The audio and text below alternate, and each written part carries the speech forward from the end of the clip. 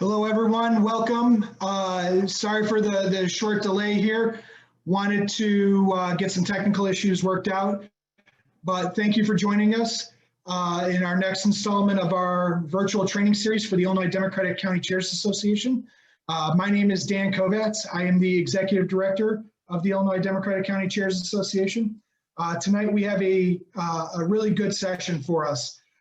It is a panel discussion and messaging discussion on the recently passed criminal justice reform bill. We wanted to bring in some of the different leaders from around the state that have helped with getting this bill passed, and then how we talk about it back in our own communities. So before I turn it over to our presenter tonight, a couple of ground rules that I did want to go over with everyone. Just wanted to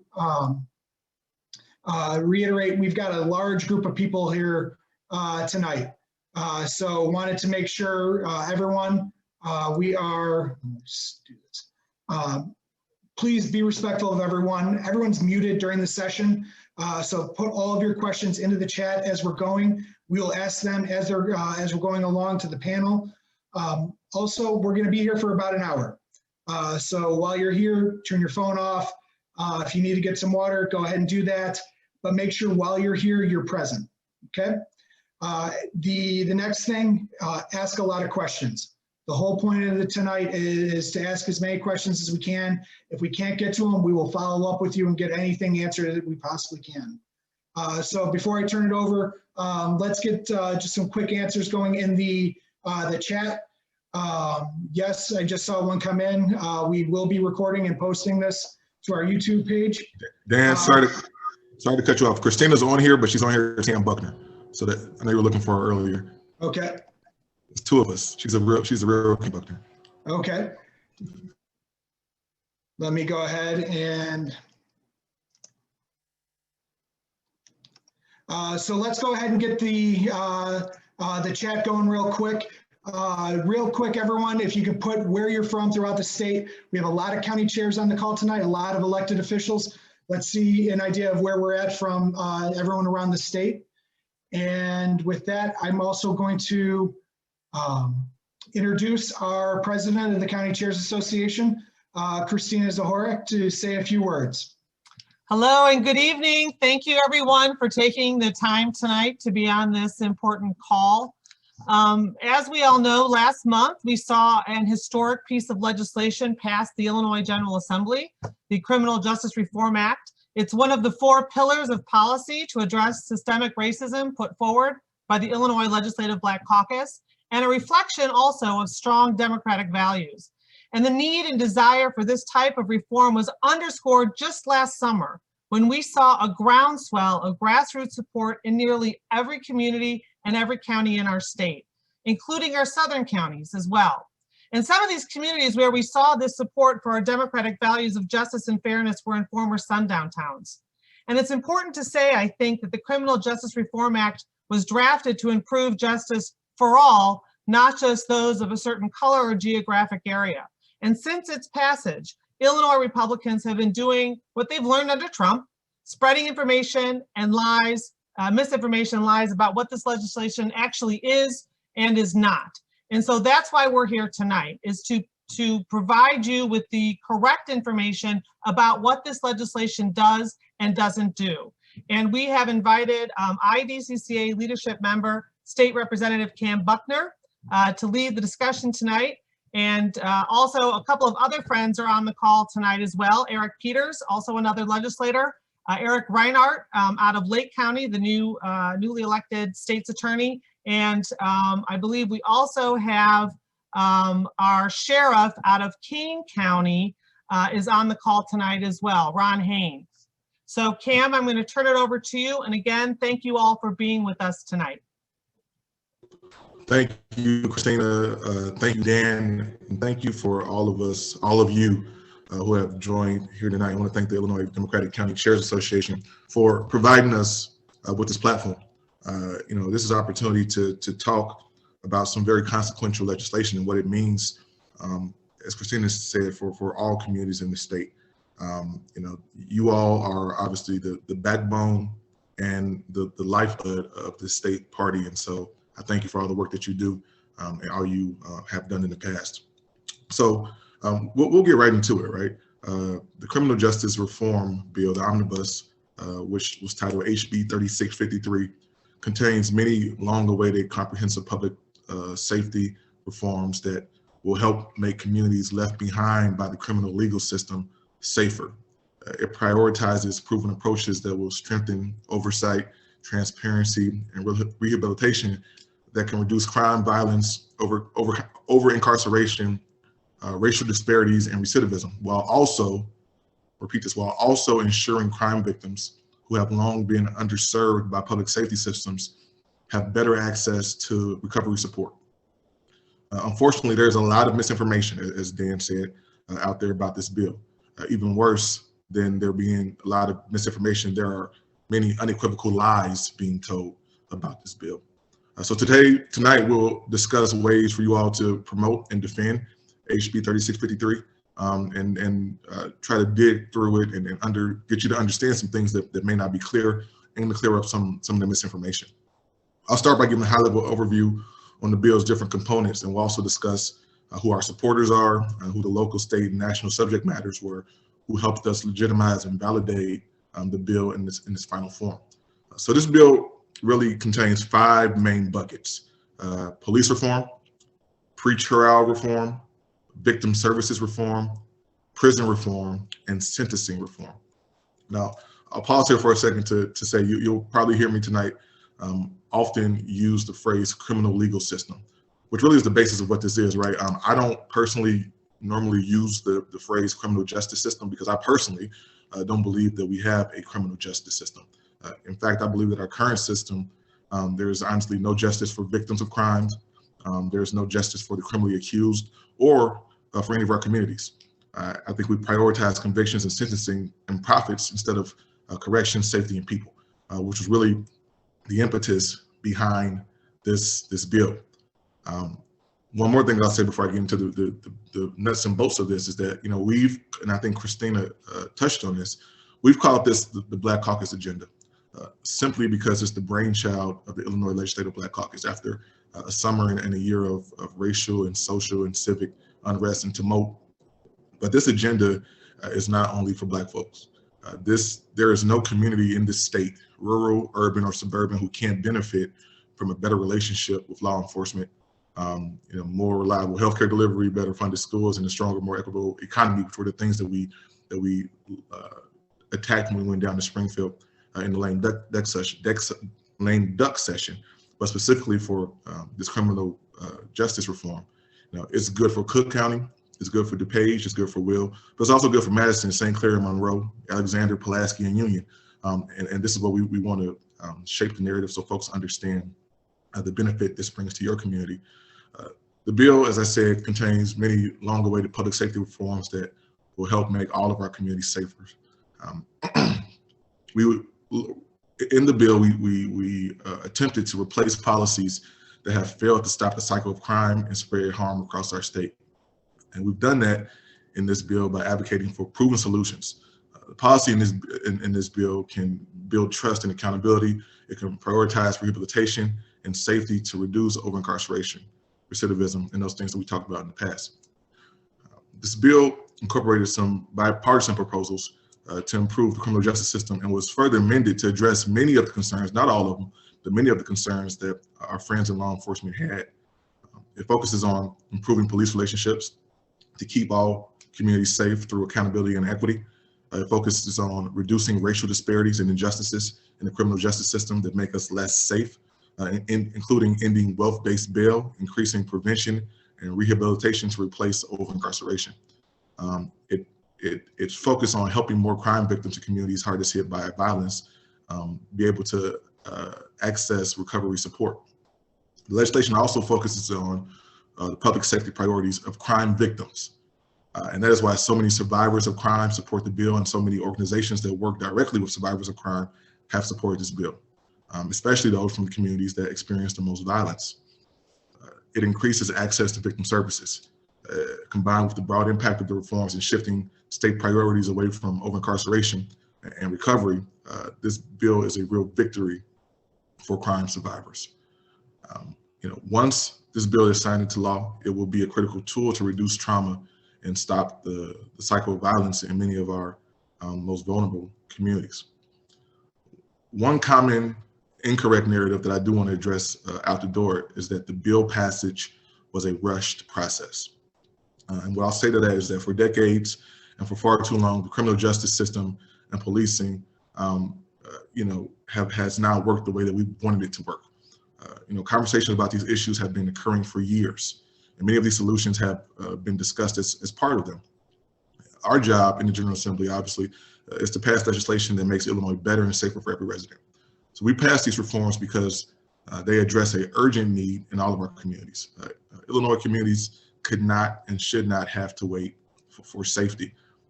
And that was the impetus of this bill.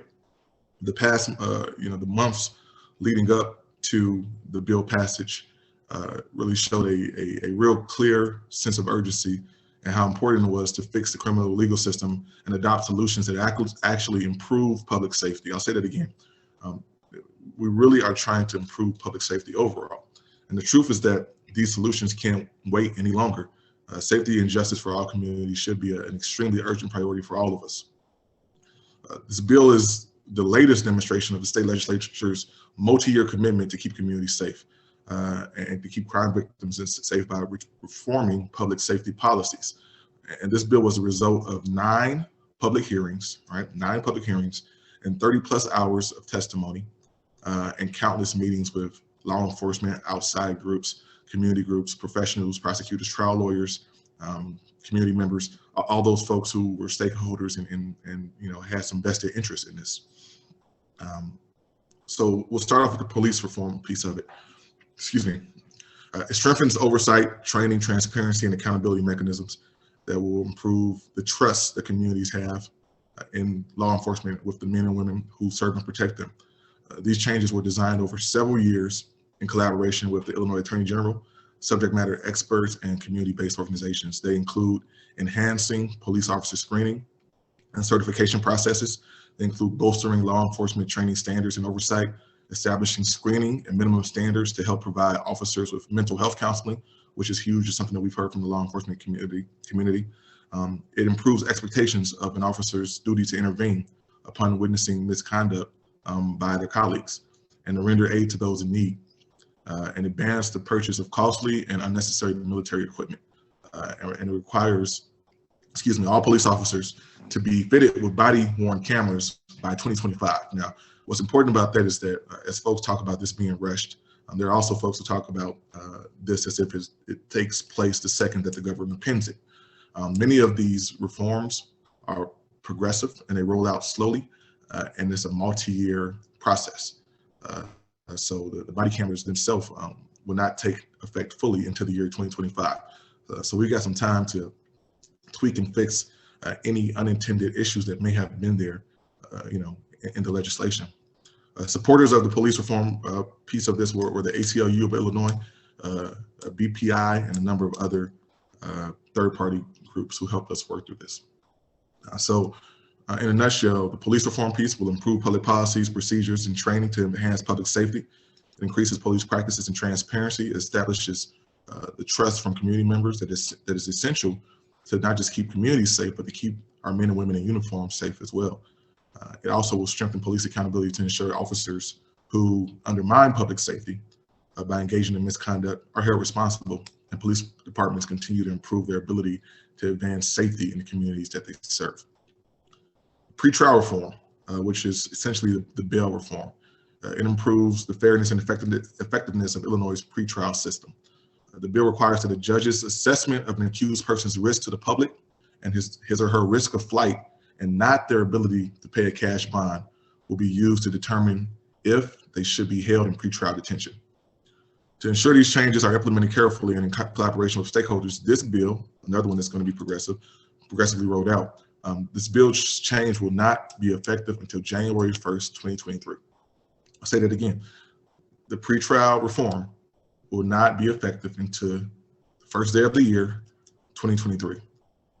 To ensure that the 2-year implementation process incorporates the perspective of victims, the bill creates the Domestic Violence Pretrial Working Group to make recommendations to improve pretrial systems work with survivors of domestic violence. This was a piece of the bill that we worked with a lot of outside folks on, including the Illinois Justice Project, the Illinois Network for Pretrial Justice, the ACLU of Illinois, the Coalition to End Money Bond, the Illinois Coalition Against Domestic Violence, which they were huge. They have highlighted and endorsed this bill for its survivor protections. And so when you hear the rhetoric about this being bad for victims of domestic violence, the premier group in our state that works with victims of domestic violence on an everyday basis, has endorsed this bill, and they helped us get to this spot. We also have the endorsement of a group called Advocating Against Domestic Violence, which is also known as the Network, and the Chicago Alliance Against Sexual Exploitation, CAASE. So, our current reliance on cash bail really unnecessarily increases the county's use of the state's use of pretrial detention. We see that at the county level, as it detains people simply because they cannot afford to pay bond rather than based on safety. And just to be very clear on this does not make it easier for violent criminals to walk away from jail. It actually should make it harder. And I know we'll talk about that a little bit when we get into the panel later on. The victim services reform. Simply, it increases support for crime victims by crime victim compensation, ensuring more victims, especially in communities most harmed by violence, have the resources that they need to heal. It addresses trauma, which we know is critical to ending the cycles of violence in our communities. And it also contains some of the greatest support for crime survivors of any legislation in our state's recent history.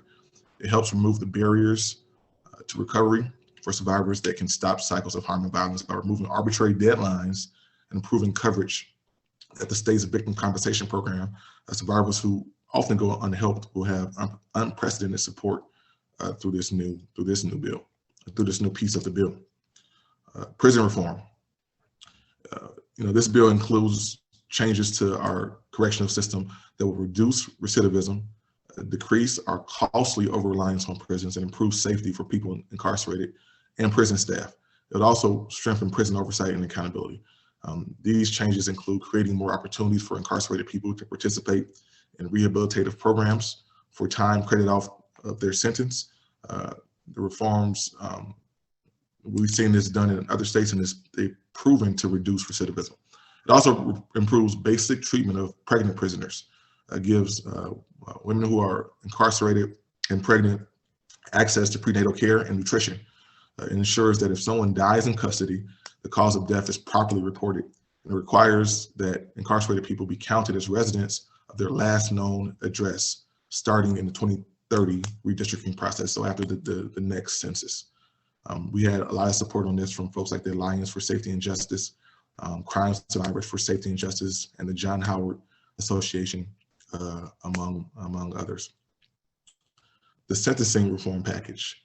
It includes changes to the sentencing laws that will help bring some of the state's criminal penalties in line with what research and national best practices show are the best ways to promote safety and cost effectiveness.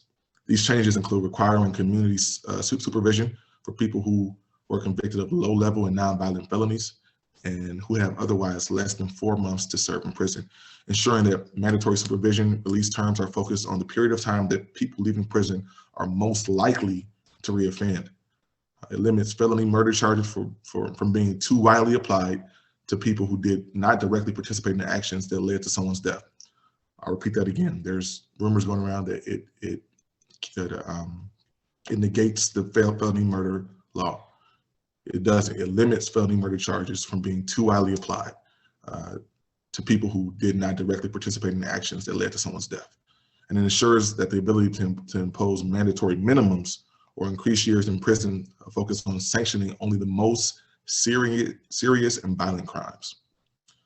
We had support from across the board on this too, and so we're really hoping that it will decrease our costly over-reliance as a state on lengthy prison sentences and community supervision terms, which have been demonstrated to really not have much benefit to our public safety.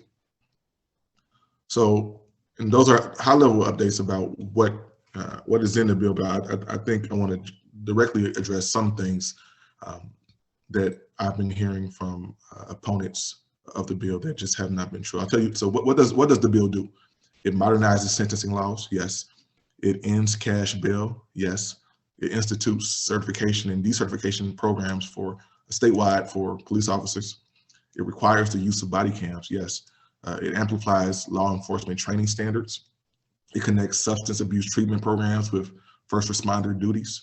It increases and improves the de-escalation and mental health training for law enforcement. It requires police to develop a plan to protect children during the execution of search warrant raids.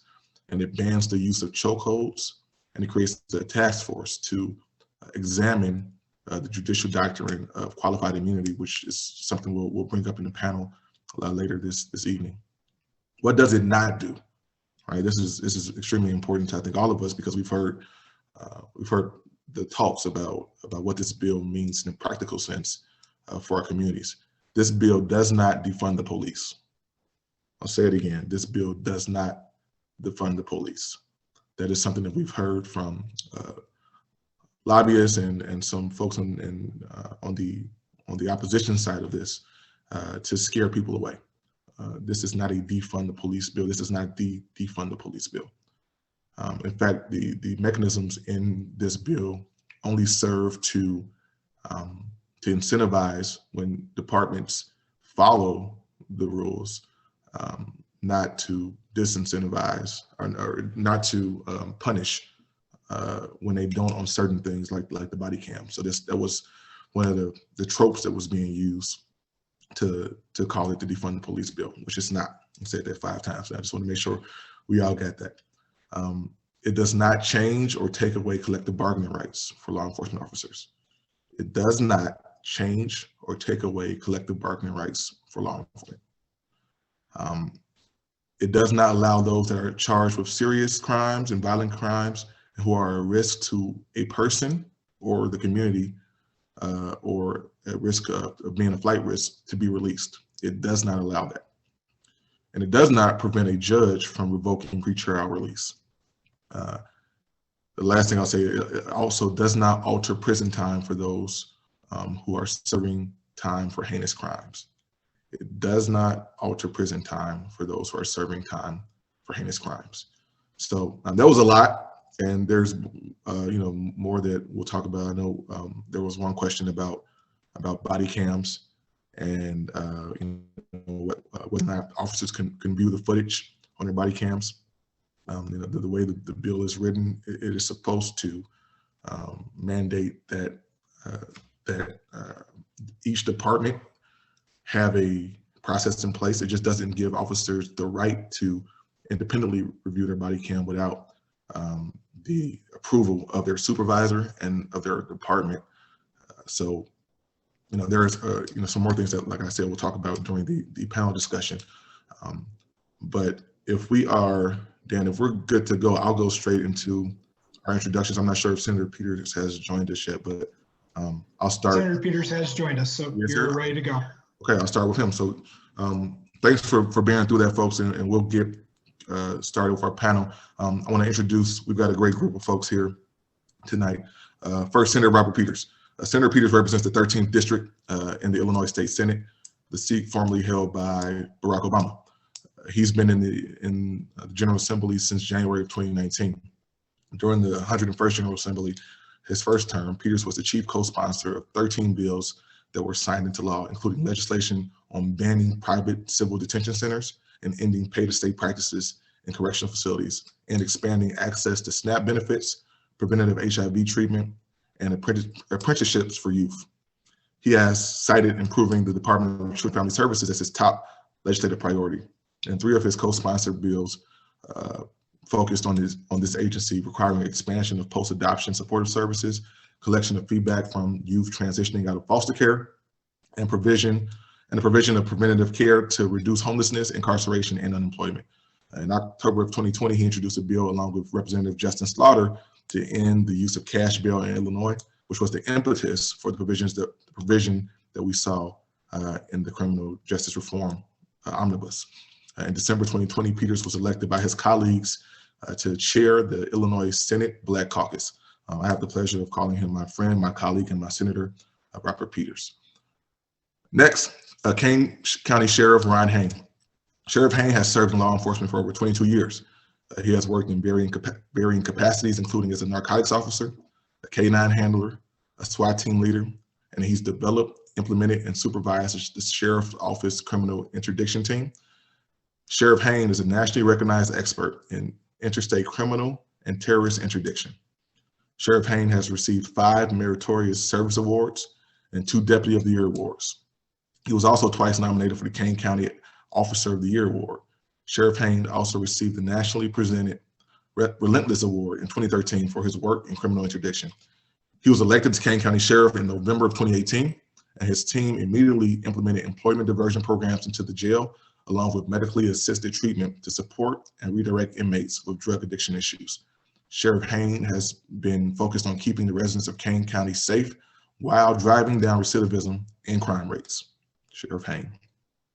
And lastly, last but not least, Lake County State's Attorney, Eric Rinehart. State's Attorney Rinehart was elected to office in November of 2020. He has spent 2 years, he spent 2 years practicing civil law in Chicago after graduating from Knox College, home of the Prairie Fire. Shout out to Galesburg, Illinois, and the University of Chicago Law School. He joined the Lake County Public Defender's Office in 2003 before starting his own law firm in 2009. State's Attorney Rinehart has conducted over 70 jury trials in Lake County and handled appeals that have culminated in over 20 oral arguments before the Illinois appellate courts and Supreme Court of Illinois. State's Attorney Rinehart is an Illinois Democratic County Chair Association Boot Camp alumni. Gentlemen, thank you all for joining us tonight. Great to be here. Awesome. Thank you, Kam. So I'll start off with I think something that can really just be the basis of our conversation, and it really was the basis of the legislative process when it came to this bill. Why does the criminal justice system need reform? Well, does it need reform, and if so, why? State Attorney Rinehart, do you want to start? Yeah. There's a lot in that. I've only got a 6-hour answer to that. So there are many needs. There are many needs for reform. And, Representative Buckner, you laid out so well the basic importance of the act to really focus on safety in the short term and in the long term. And that's why I'm in favor of this act. There are many provisions of this act that are fair to everybody. And that make sure that we have fairness in our communities, which is part of safety. It's part of my job as the state's attorney to think about all of the residents of Lake County. And so the reason we need this is because we have had racial and economic disparities for decades, for centuries, obviously. And that is finally culminating, I think, in a real movement to educate the public. And, that's what leaders do, right? And there is a sense of this, particularly for those of us a little bit in the more moderate areas, in the lighter blue areas, that it's okay for leadership to sometimes be ahead of the populace a little bit when it's the right thing to do. And I think that's what this bill calls upon us to do. It's to dispel the disinformation, but to also be leaders when it comes to education at the very least. So we need criminal justice reform badly. We don't have to look any further than the statistics of my own county, which show that, for example, even though my county is only 7% African American, our jail is 35% African American, and that's for a lot of reasons. And using cash bail, of course, is one of them. We can look at disparate sentences. We can look at disparate sentences from the victim's perspective. When we say Black Lives Matter, we don't only mean the motorist who has a right not to be racially profiled, but we also mean the victim of color who has a right not to be forgotten in our courtrooms. And that's really important to me, that we're always thinking about both sides of that. So there's so many needs for criminal justice reform, and this bill accomplishes so much. It brings the police accountability. It ends wealth-based bail or wealth-based system with respect to bail, and it focuses on increasing de-escalation training as well as connecting the mental health treatment and substance abuse treatment to first responders. It's a great bill, and I'm all for it. Thank you, State's Attorney. Senator or Sheriff, do anyone want to jump in on that? Why do we need criminal justice reform? Do we need it, and why? I'll yield to the senator. I was going to yield to you, Sheriff. You know what? I'm the politician, like real one here. I'll just talk and get through this here, and then I'll yield to you if you want to add. Look, what we have is, it's not just about criminal justice reform. It's about public safety. At the end of the day, what we know, what people want and need is that sense of safety, that sense of security, to live with dignity. And, I think of what we passed as actually being focused on public safety. And what I mean by that is in a few ways. It's gotten a lot of news, but cash bail is about a tiered sense of safety. So we'll just go through that. In one system, we have a status quo where someone like Kyle Rittenhouse can, secure donations from his right-wing Trumpian donors to bond out after being caught on video shooting 2 people. And under a new system, we can actually say, are you a threat to a person or the community? And should you be detained? And so that tells us that what we're trying to do under this new system is to say, let's get rid of the tiered system of safety that has existed in the status quo.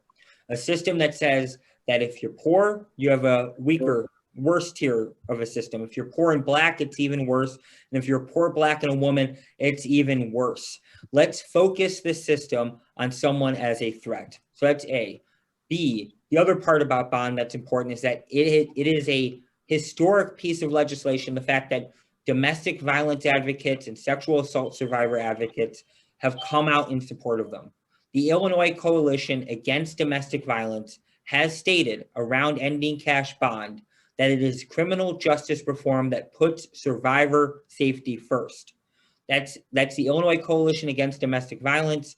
It's the Network Against Domestic Violence, and its CASE, sexual assault organization and advocates in the Cook County area. So it's a historic piece of legislation that has gotten support from folks that we normally don't hear about in terms of public safety. The other part is what it says is, in terms of the felony murder rule, which I think State Attorney Rinehart would know in Lake County, is the idea of guilt by association.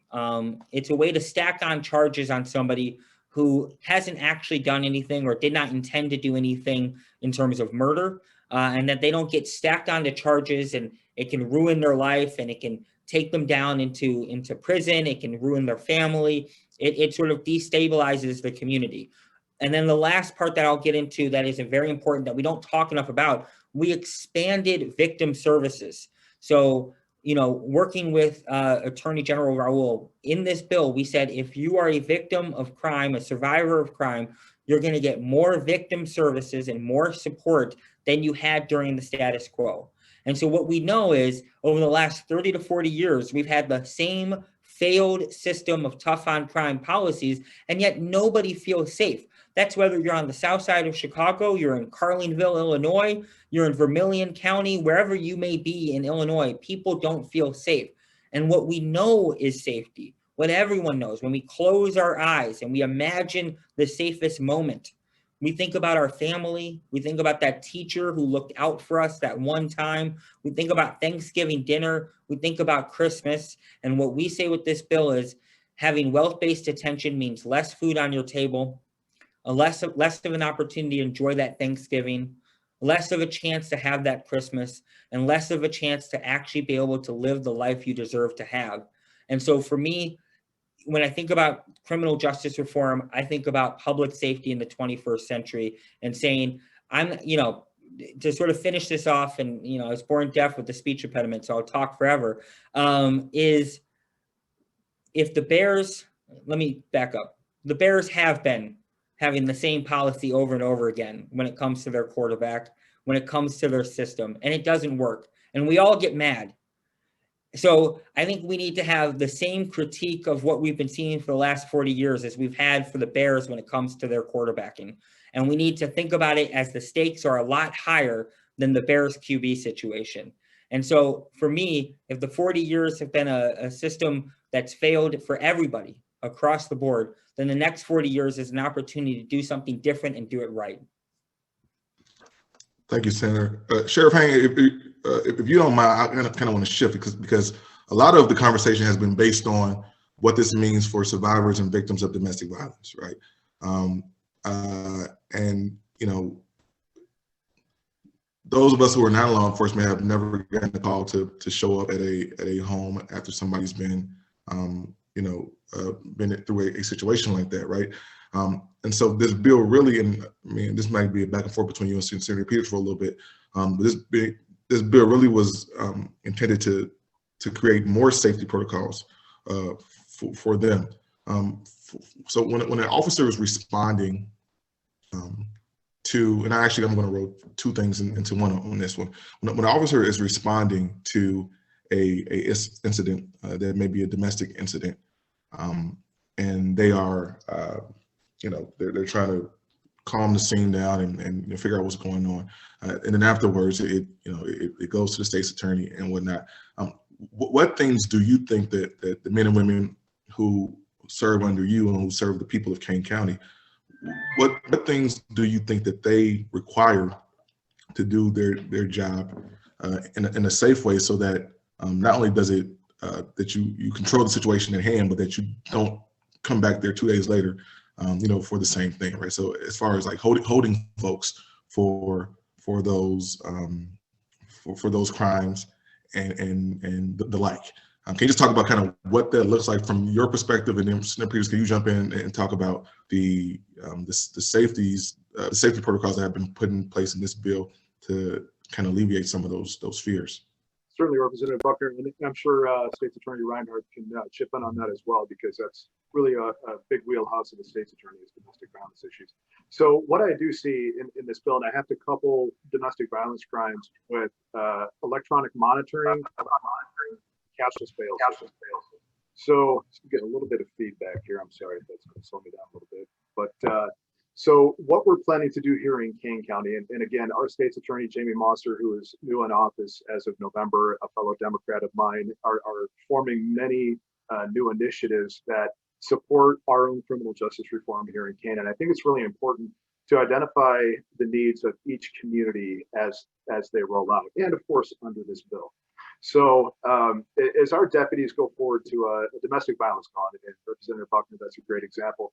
We just acquired a social worker at the Sheriff's Office. We're hiring a second one, and this has been a game changer for our office. So of course, it's very important to have well-trained and well-experienced and professionally backed law enforcement officers responding to a scene like that to preserve safety. But it can't just stop there. There has to be some sort of follow-up. So of course, if an arrest is made, I'm going to go down the first channel. If an arrest is made in a domestic violence situation, and that person goes to bond call, I love the amount of autonomy that this new bill gives judges in the courtroom. So of course, if a state's attorney files that petition to hold that person, to remand them into a sheriff's custody, that's safety for the victim. If the judge decides to take the different route of releasing that person, we're proud to say that we took over the electronic monitoring program here at the Sheriff's Office in Kane. So we have a great deal of control in what we can and can't offer to our judges that are hearing those arraignments, that are hearing those initial charges of domestic violence. So we're able to offer that service to people as they potentially graduate into the community. And our electronic monitoring program is all GPS based. So as that bracelet goes on, we can set up safe zones for our victims to ensure that there's not entry into that safe zone. And of course, law enforcement gets an alert and immediately responds if there's some sort of infraction on that. And then number three, let's say no arrest is made. That's where that social worker comes in. It is so vitally essential to law enforcement agencies to begin grasping this model. So even if an arrest is made, of course, if an arrest is not made, to have that social worker step up and present themselves to not only the victim, but also the offender in the incident, to provide resources and supportive care has, again, changed the way the landscape looks in domestic violence here in Kane over the last 3 or 4 months. So all of that said, a lot of people, you know, as it comes to hesitation to this bill, always point to, and I'm coming from a member of the Illinois Sheriff's Association. I am a vast minority in that group that supports the overall of this bill. But one of the biggest concerns is funding, right? You always hear that, well, these are all unfunded mandates. Well, as Representative Buckner pointed out, the initial bill passed, and then there's plenty of opportunity to get the language right, to get the agreements right, so that it benefits absolutely everybody across the board. So as law enforcement across the state ask for additional feedback, and of course our local legislators do, that's been the one thing that I've really been pounding the table on is, look, this bill accomplishes many great things, and there are certainly ways that we can fund this. You can point to the new cannabis tax, for example. You can point to law enforcement agencies being transparent about their asset forfeiture awards and how those funds are being used, and pointing those towards hiring social workers and body cameras. You know, these are things that are going to be wildly unpopular with other police leadership across the state, but we have to start thinking out of the box because criminal justice reform is so badly needed. Can I say one thing off of that, Sheriff? And Sheriff, thank you so much for your leadership. I'm the only myself and Kim Fox are the only state's attorneys in the association who are actively for the bill. There were 85 state's attorneys who indicated that they were not, but that was sort of right at the very beginning. I mean, if there's one thing I could urge the other leaders on this call to take out of this is, there are many things that can be looked up. You can just look up House Bill 3653. Maybe you have to have a searchable version of it because all bills are long, not just House Bill 3653. First of all, tell people that, right? Maybe a perspective I can add as somebody who's been doing criminal law for the last 17 years, this bill makes it more likely that a dangerous person will stay in custody. Tell everybody that, because I had to say it 10 times on a call where people were worried about carjackers, and they just kept saying, but carjackers will be released. And I kept saying, but why is that your opinion? If I tell you that the bond is $50,000, which means you have to post 5, you take 10%. Why do you have an opinion automatically that somebody won't come up with $5,000? It's kind of nuts that people assume that the bill will let out more people. I think it's because it's coming from criminal justice reformers, maybe like all of us, but people don't say that, right? They don't admit that. They don't say, well, this is going to let out more people who need substance abuse treatment. They say it's going to let out more carjackers, but there's no particular reason to believe that it's going to let out more carjackers or more domestic abusers because people can post bail under the current system. So I have no idea why people have this opinion. Well, I just know that my carjacker doesn't have $2,500 laying around. Why? How do you know that your carjacker doesn't have $2,500 laying around from his parents or his aunt or uncle? So this bill makes it more likely that the people who are questioning you think are dangerous are going to remain in custody. If people can get that out, I think it's going to improve for us in terms of people having these questions. Thanks, State's Attorney. We're going to shift gears real quick here because I see a question in.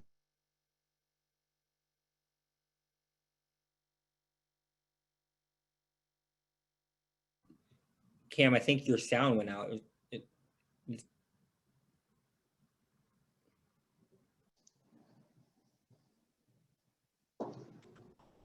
Uh-oh, am I back? Okay, sorry about that. It does it sometimes. Somebody talks about in the chat that the sheriff is saying that the bill will stop an officer from arresting a person who may pose a threat but has not yet committed a crime. The example that they've given is if a person is trespassing, the officer cannot arrest them but can tell them to leave. The fear being that the person may come back to harm someone. They're asking to expand on that. I'll just say briefly, I mean, so trespass within and of itself, I'm not a torts attorney, right, or criminal law attorney, but I think that requires the intentional and wrongful, some intentional and wrongful elements to actually show somebody was trespassing, which is why people put up no trespassing signs, right? But Senator, can you talk about kind of that piece of the bill? Because there's a lot of rhetoric that this is going to make it harder for officers to arrest folks when they've done something wrong or untoward. Yeah, so not to get down into the minutia of the bill, but basically what the Kam County Sheriff is referencing is that it makes B and C misdemeanors on paper in the bill currently, makes B and C misdemeanors non-arrestable. So essentially citation would be issued in those instances. So his concern is that his deputies would respond to a scene, somebody's refusing to leave. And of course, this is trespass to real property. So somebody's camping out in the woods behind your house, for example. Kendall County, that's realistic. That happens down there, I guess. But in that B and C misdemeanor, you issue that person a ticket, and they say, "Okay, I'll go to my court date, but I'm not leaving."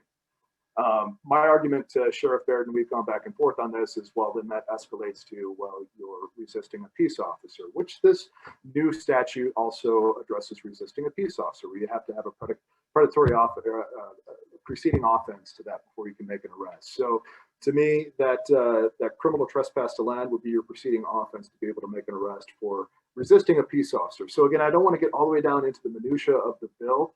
I appreciate what they're doing to address B and C misdemeanors, because so many indigent people are caught up in custody because of arrest for those extremely misdemeanor low-level crimes.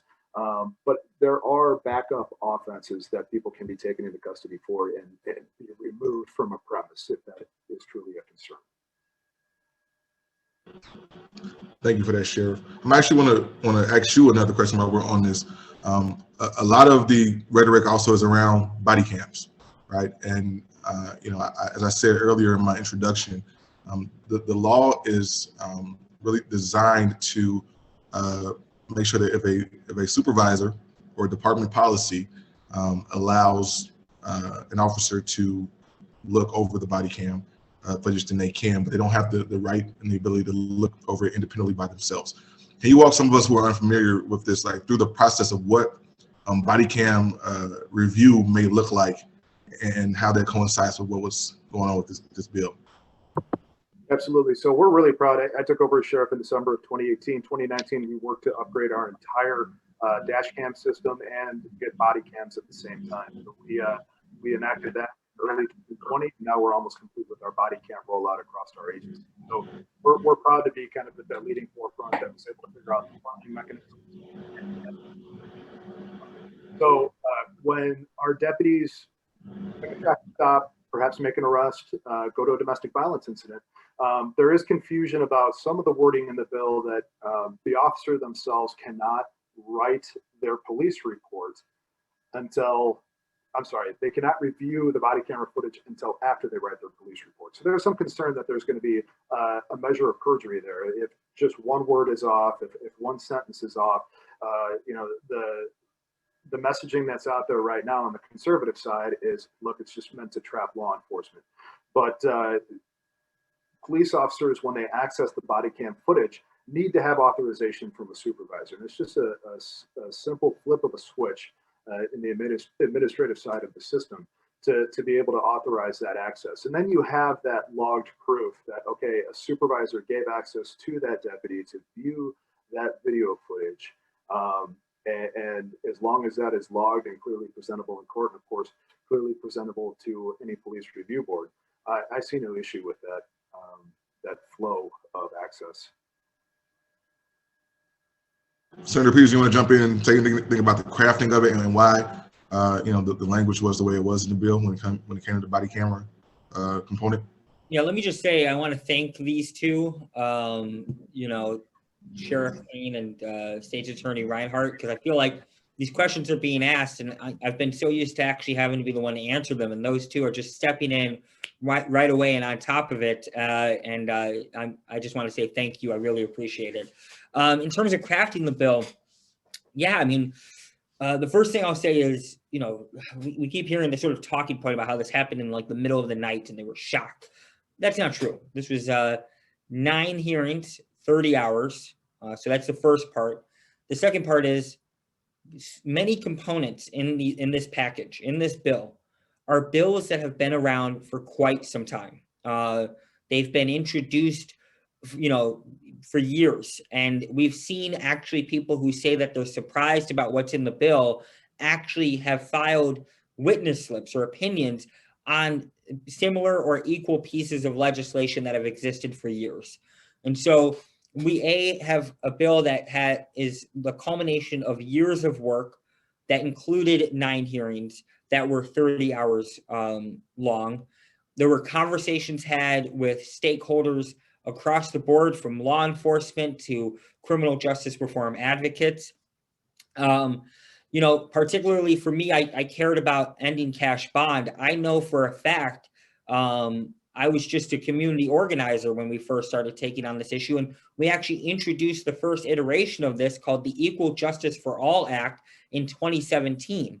I think it's the idea of, there was a lot of organizing, a lot of conversations with stakeholders, and some of the reasons why this took even long to get done was the fact that we were having conversations with everybody, colleagues and advocates from both law enforcement and on the reform side, well into the night, to try to get this right for people. So I will just tell folks, I would have preferred to have gotten this done yesteryear, but here we are. If people want to know anything, the one thing you can know is that it didn't take 8 minutes and 46 seconds to get done. It took some time. So. Thank you for that, Senator Peters.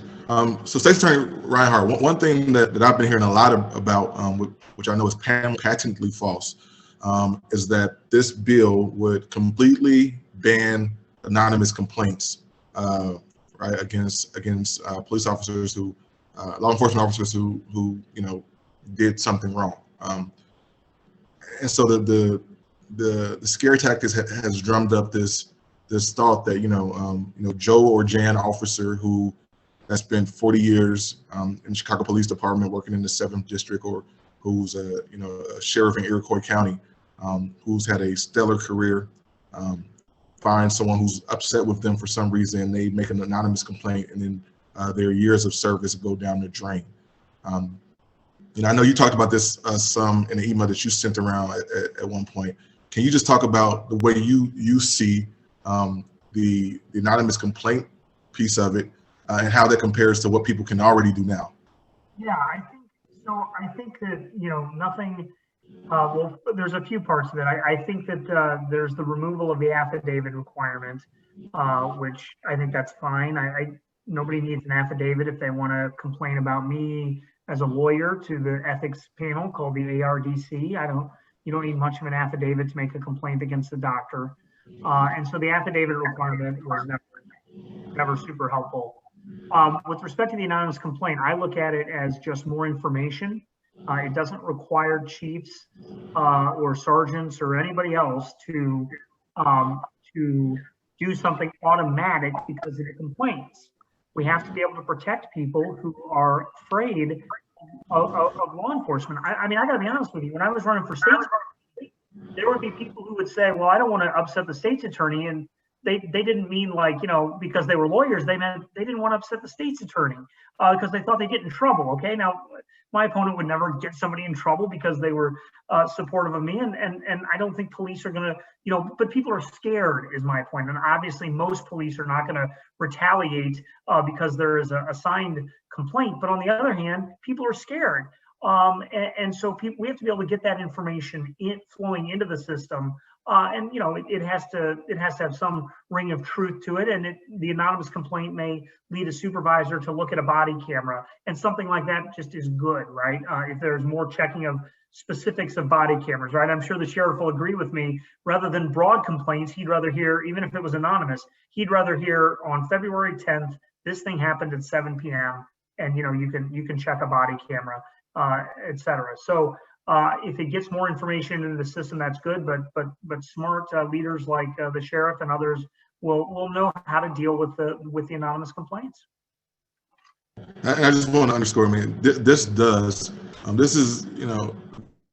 bill does give a lot of autonomy in certain areas back to police departments, right? And you know, I realized that Crawford County is different than Cook County, and I think we thought about that as we worked through this bill. And so because of that, we do rely in many places on the expertise of the men and women who run the departments in those specific locales. So that's very important. I want to bring up something that is not in the bill. And it's the one thing that's not in the bill that I do really want to talk about, because I know it's been part of the conversation. Qualified immunity.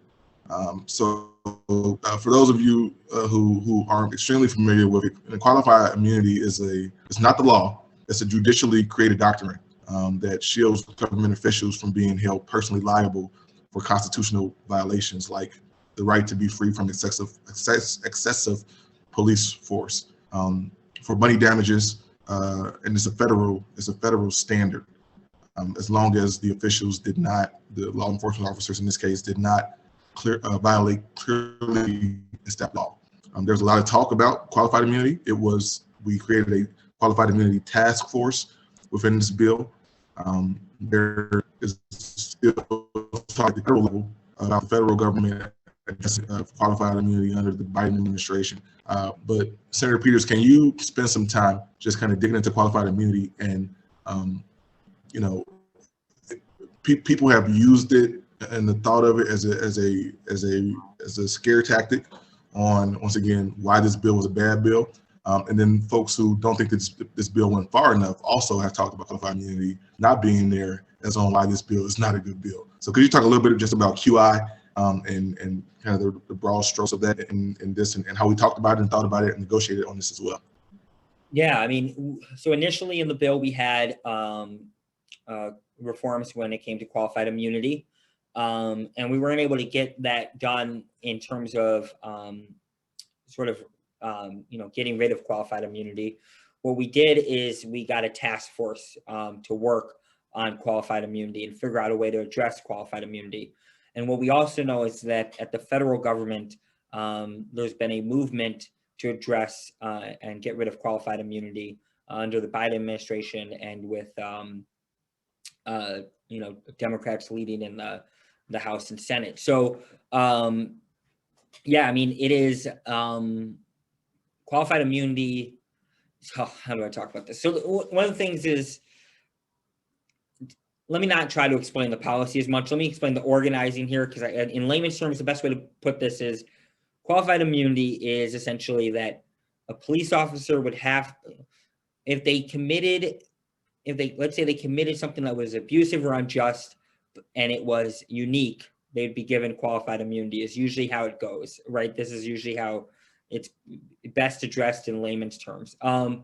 And that problem is that almost every time you see something that's around a violation of one's freedom and their life, it's almost always unique. So therefore, they'll never be held accountable under qualified immunity or under what qualified immunity does. So the best way to put this, though, is we're hearing about a lot of people who have issues with this bill. The opponents who are throwing out as many fear-mongering, Willie Horton-esque statements as possible, adhering themselves to Lee Atwater, if anybody knows who Lee Atwater is, and the way that he practiced politics in the late 80s. It's the same thing over and over again. It's about a boogeyman, usually black, coming out. He's gonna, watch out, you gotta be scared. And we're seeing this over and over again.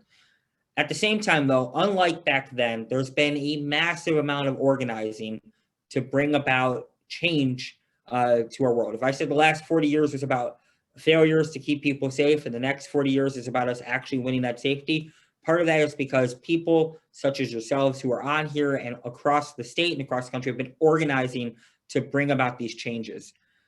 Qualified immunity is actually an old legal argument. It's an old argument that both folks on the progressive left and those who are on the conservative right have had opinions on, but haven't actually organized in a sort of broad-based manner. And so it's more of a recent development. And I think part of this is that in order for us to pass things that are going to transform the way we have safety in our society, you need to have that sort of organizing. And I think that is part of what makes a task force so important. It's an opportunity for the public to engage on an issue so that we can come back and address it down the road. And I think that's a really important part about what happened with qualified immunity in the bill. And so if you're hearing people say they've done this thing on qualified immunity, it's the worst thing ever. First thing to ask yourself is, ask them about the bill. Ask one of us about that opinion that you're hearing about the bill. We'll address it. We're more than willing to do that. I always say I might represent the 13th district, but when I vote, it impacts the entire state. And so we're here to be helpful. And then the second part is to know that they're always going to say that. And just know what we're actually going to do is we're going to have a task force that's going to look into this issue and try to work in a collaborative manner and try to get this figured out. And let me just finish this off with, when we hear about the opponents, is they almost always go, no, or they pretend to negotiate, then they walk away, and then they say that they didn't talk to us. And it's kind of the same old game that you saw from Mitch McConnell and you saw from the Trumpers in DC.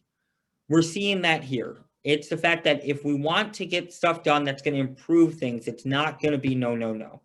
Come to the table, let's work on these issues, and let's win real safety and justice for people. Let's not just rely on screaming and fear-mongering and no, like Mitch McConnell and the Republican Party in DC. Let's actually dig deep on these issues and improve people's lives.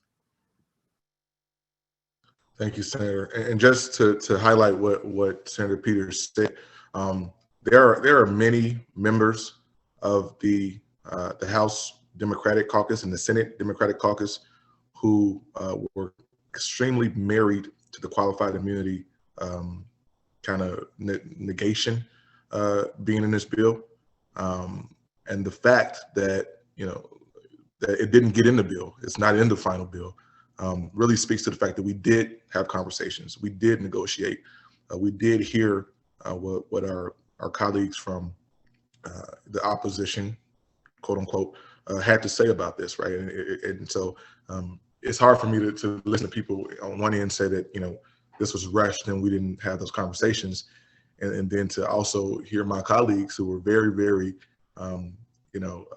adamant about qualified immunity being in there, saying that this bill does not go far enough.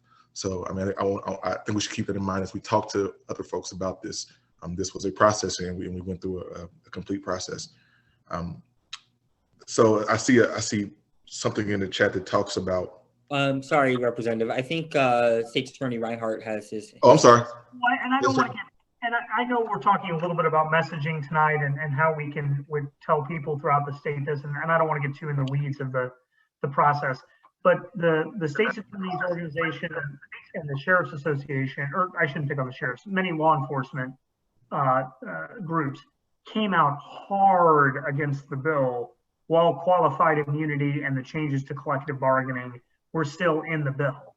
So some things that we're facing when we're messaging about the bill and confronting people is people just say law enforcement is completely against this. Well, some of the things that happened was law enforcement was completely against this when it had those other things. And so we don't need to, we don't need to totally parse that out now. But I think one of the problems that we're facing is that there's just this blanket statement that law enforcement is blanketly against this. And we have, we have Sheriff Hain here and other chiefs that I've talked to who are for many parts of the bill. So I just think that's one of the challenges that you can tell the people in your counties is, well, some of these things they were against before there were the major revisions. I think that's a small point, but important. And thank you for that, State's Attorney. I think that's extremely important. I saw some talk in the chat about asking, when the governor would sign this bill, and that it's become a political issue. Obviously, it is one because we're talking about it here now. And just to be clear, it is going to be it's going to be something that folks bring up in the next election cycle. So we've got to, part of the thought process behind this gathering is to make sure that we're equipped and armed with the right facts to be able to counter whatever folks are saying that is untrue. We know we've got a big election coming up in 2022. It happens only once every 20 years, but it's the big one where we've got every state senator is up, every state rep is up, every statewide constitutional officer is up. We've got a U.S. Senate race. We've got Supreme Court race. So as a party, we've got a lot going on. And I think it's important to be able to combat those things with facts. As far as the governor signing the bill, it reached his desk on Friday, I believe, Friday afternoon. And so he has 60 days from Friday to sign it. I saw some questions earlier about can he line item veto it. I think that person was referring to a mandatory veto. The problem with a mandatory veto on this bill is that if it happens, it kills the entire bill, because this bill, even though it was done in 2021, it was still done in the 101st General Assembly and not in the 102nd General Assembly, which we are currently in now. So it's an entirely new year, and so that would be problematic. I saw another question here. Sorry.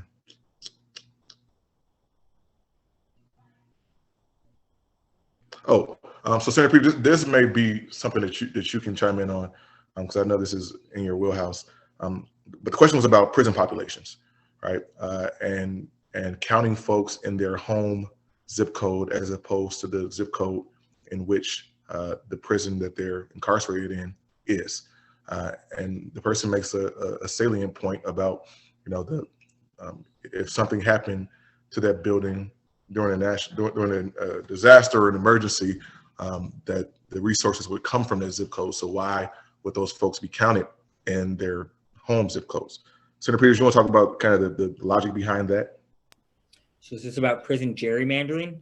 Yes. And the question is, if there was a disaster in the zip code in which they're housed or incarcerated, funding would go to that area for the disaster. The resources would come from that zip code. Whatever it was would come from that zip code. So, what's the logic behind, counting someone in 60653 when they're incarcerated in 61820?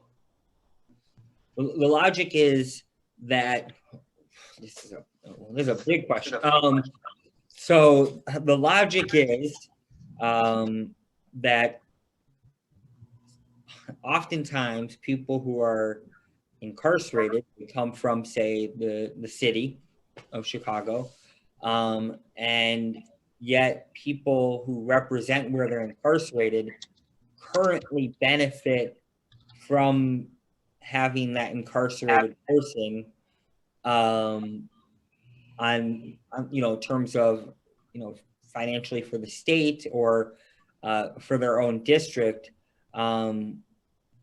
without sort of a care about that person's well-being. So the best way to put it is they may count in the population of the district, but they don't even have, they're not even enfranchised to have the impact in the district because they're incarcerated, and that they came from another part of the state. So it's a historical. Cam just has to ask me the easiest questions to answer here. You're going to answer this in a second, Sheriff Hain. So the best way to put this is there's a history of race and class that play a role here in representation in government, without actually having been, you're neither enfranchised nor empowered while being represented in that space. And then at the same time, it's a massive drain on the community that you come from, who doesn't get to benefit from the much needed resources they need. So I don't want to go too much down in the hypotheticals. This is why I will never go to law school, because lawyers, I grew up with multiple of them, they love to get hypothetical. So I won't get the hypothetical, no offense, Cam and Eric on this one. But what I will say is, statistically speaking, what you see is that it's a resource drain from the community they come from, which is detrimental, a resource benefit for the community that they're locked up in. And then they don't also have any power in terms of their representation and where they're locked up in, because they don't have enfranchisement. So that's me trying to answer that complicated question for everybody in the easiest manner. And I managed to offend the moderator and our great state's attorney at the same time. So it's a real special gift here. Sheriff Hain, I think you might want to chime in. I don't think they were offended at all. I thought that was a perfect answer. I just wanted to make life easier on you, Senator. And I was just going to summarize it with this one simple phrase that I've been saying ever since I became sheriff. So I've invested deeply in our correctional environment here in Kane, and I spend a lot of time at a very low level engaging with them at a very low level. And it gives me that perspective that these are human beings, which is lost on everybody. And we came up with a presentation last year that we started doing right before COVID called Humanizing the Incarcerated, where myself and the Jail Recovery Program in the jail goes out into the community with 2 detainees of our choice. We bring them out of the jail to these public presentations, and we talk them through what it's like to be incarcerated, the path that led them there, and what we're trying to do to reform all of this. And the whole message is not just humanizing the incarcerated, but all these people are going home one day, and they're going home one day relatively soon. And I'll give you the example of one of our most prominent detainees that we put out there in the media. If you Google his name, John Fowler, Fowler, we had WGN come out and do a story on him. He got a 9-year prison sentence, besides the fact that I was willing to step up in his sentencing hearing and talk about all the great things he did while in custody to be a role model jail resident and kind of define what our programming means to people. And they raked me over the coals on the stand. They sent him away again for 9 years. He just got out after less than a year in Department of Corrections with very little. And I'm sorry, folks, I have to call it out here. The Department of Corrections promised that he would go to a rehabilitative institution, and that was Sheridan, Illinois. And he got given a packet of worksheets that he was supposed to do over the course of a week, and that was his rehabilitation. No, sorely lacking, folks. Fortunately, John and many other detainees who we've had pass through us over the last 2 years can leave Department of Corrections and call us for support. So that's exactly what he did. And it's all about the fact when it comes to gerrymandering in voting that all these folks are going to come home one day. So I'm sorry to hijack that from you, Senator, but I thought that would be like a nice and easy summary and humanize the issue a little bit better.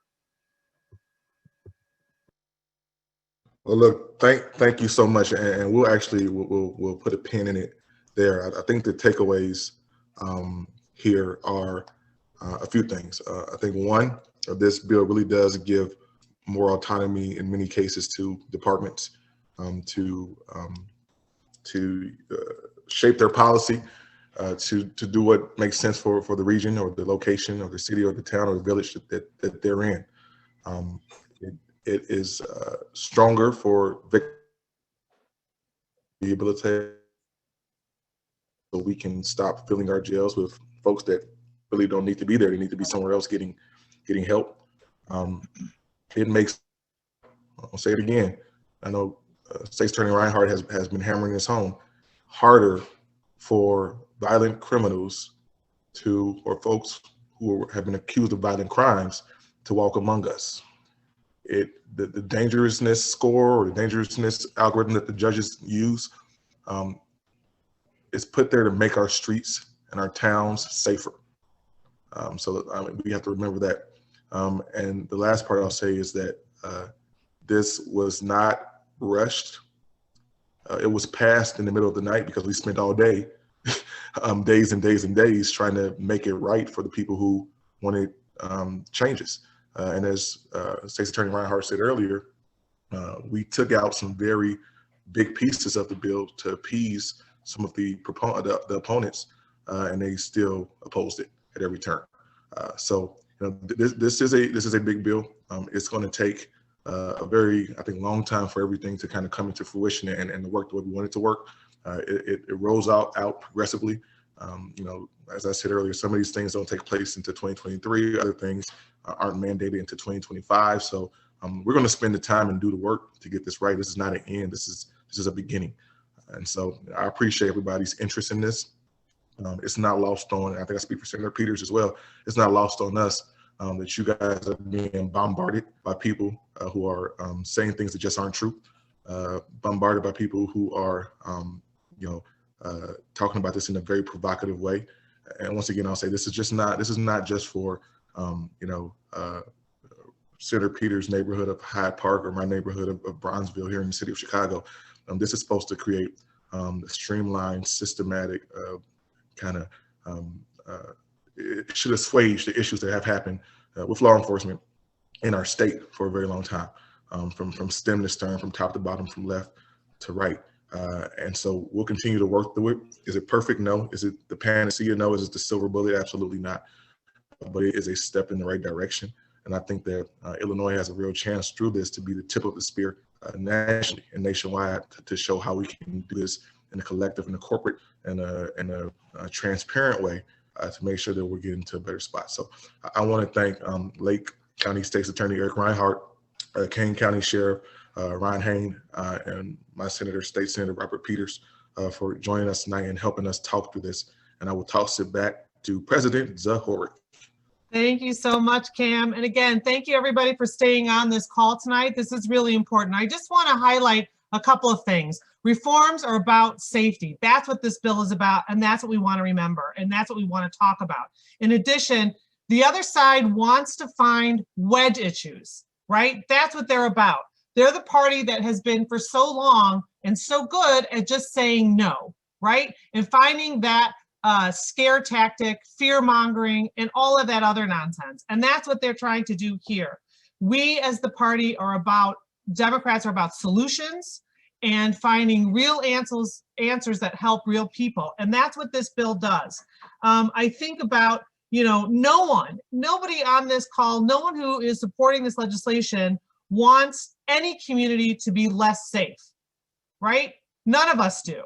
And the other side of the aisle is trying to make it seem that if you support this bill, somehow you want to make your community less safe or you don't support police. And that is not true. In talking with my former chief of police in my own little village about this legislation, it's funny. She said to me, if you don't want to be held accountable in your job, you shouldn't have that job. And that goes for law enforcement too. And again, for those of us on this side of the aisle, some think this piece of legislation doesn't go far enough. Cam addressed some of that a little bit, but again, it is about taking those right steps. And we saw an outpouring of widespread support for reform in this state, in almost every single town, in almost every single county, up and down. And that's what this legislation does. And again, the other side of the aisle is trying really hard to make wedge issues, right? That's what they're doing. And it's up to us to make sure that they don't let that happen and that we respond and that we support those policies that the folks that we voted into office are trying to create to make Illinois better and to make Illinois safer. So thank you again, everyone, for being on this call tonight. Thank you, Cam. Thank you, Robert. Thank you, Eric. And thank you, Ron. And I will see you all, I know, soon. So stay safe. Bye-bye, guys.